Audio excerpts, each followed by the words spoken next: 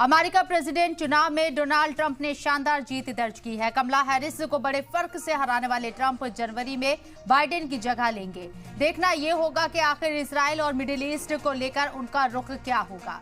ये इसलिए भी दिलचस्प होगा क्योंकि वो लगातार अपने चुनाव अभियान में इजराइल गाजा जंग का जिक्र करते रही हैं। इजराइल के प्रेसिडेंट बेंजामिन नेतन्याहू ने हाल ही में हुई अपनी मुलाकात में डोनाल्ड ट्रंप ने कहा था कि जब तक वो अपना ओहदा संभालें तब तक इजराइल गाजा में युद्ध खत्म कर दे।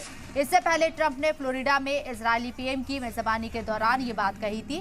ट्रंप भी पब्लिकली तौर पर इस बात का ऐलान कर चुके हैं कि उधर ट्रंप के इस ऐलान के बाद नेतन्याहू भी कह चुके हैं कि फिलहाल वो जंग खत्म करने के हालात में नहीं है। ऐसे में जो सबसे बड़ा सवाल है वो यही है कि अगर नेतन्याहू ट्रंप की दी हुई तय सीमा तक जंग खत्म नहीं करते हैं तो क्या अमेरिका इजराइल के सिर से अपना हाथ उठा लेगा, ये सवाल बना हुआ है।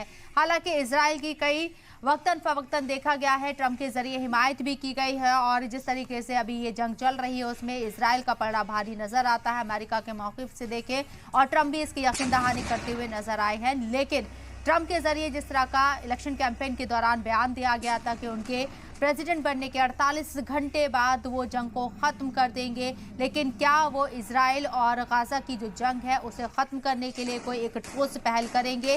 क्या ट्रंप के आने के बाद एटलीस्ट सीज फायर हो पाएगा? मिडिल ईस्ट का क्या होगा? मुस्लिम कंट्रीज उनके ऊपर कितना एतमाद कर सकेंगे? ट्रंप के आने के बाद ये तमाम चीज़ें बनी हुई हैं।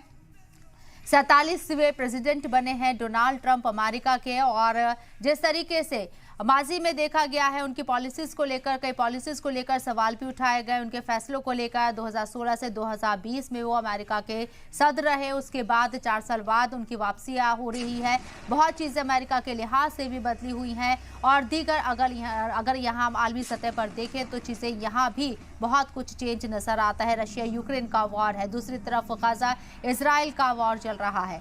इस मौजू पर बात करने के लिए जो खास मेहमान हमारे साथ चर्चा में शामिल हो रहे हैं उनका तारुफ आपसे कराना चाहेंगे। इस वक्त हमारे साथ चर्चा में